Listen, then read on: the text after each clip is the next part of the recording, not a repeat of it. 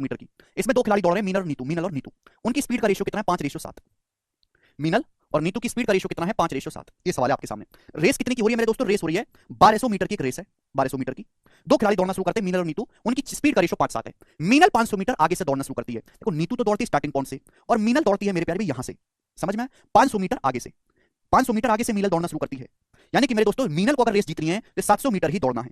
Race जीतने के लिए मीनल को केवल ये 700 मीटर की रेस दौड़नी है, और अगर हमारा नीतू की रेस जीतना चाहती है तो नीतू को पूरी 1200 मीटर की रेस दौड़नी पड़ेगी। देखो रेस को जीतने के लिए मीनल को केवल 700 मीटर दौड़ना है, कि मीनल 500 मीटर का स्टार्ट दे दिया गया है। मीनल को नीतू से 500 मीटर आगे खड़ा किया गया। मीनल 500 मीटर आगे से दौड़ना शुरू करती है, जबकि नीतू को रेस जीतने के लिए पूरा 1200 मीटर दौड़ना पड़ेगा। जो पहले पहुंच जाएगा वो जीत जाएगा। सवाल मुझे साफ साफ बता दिया गया तो मुझे टेंशन नहीं है कि मीनल जीती है। आपसे पूछा मीनल कितने मीटर से जीतेगी, अब आप बताओ। दोनों खिलाड़ी मीनल और नीतू सेम टाइम पर दौड़ना शुरू करते हैं। भाई क्या है, एम्पायर फाइट करता है, भागो। दोनों एक साथ भागना शुरू करते हैं मेरे प्यारे मीनल और नीतू।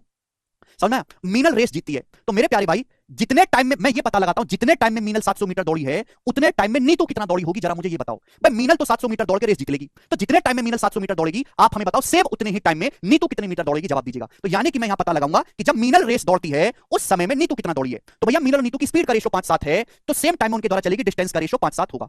अगर मीनल 700 मीटर की रेस दौड़ के जो है जीत जाती है तो उतने टाइम में नीतू कितना दौड़ी होगी मेरे दोस्तों। अगर मीनल 700 मीटर दौड़ती है, 5 की वैल्यू 700 मीटर, 140 गुना, तो 7 की वैल्यू 140 गुना होगी 980 मीटर, यानी कि नीतू 980 मीटर ही दौड़ पाएगी। समझ में आया? यानी कि मीनल 700 मीटर दौड़ती है, सेम उतने ही टाइम में जो नीतू है वो केवल 980 मीटर ही दौड़ पाएगी, 980 मीटर। जबकि नीतू को रेस जीतने के लिए पूरा दौड़ना था 1200 मीटर। नीतू को अगर रेस दौड़नी थी तो 1200 मीटर दौड़ना था, लेकिन नीतू केवल 980 मीटर ही दौड़ पाई, और इतने टाइम में मीनल ने रेस खत्म कर ली। तो बताओ नीतू कितनी दूरी से हार गई? माइनस कर देंगे, 1200 में से 980 घटाएंगे तो 220 मीटर की दूरी से नीतू हार गई।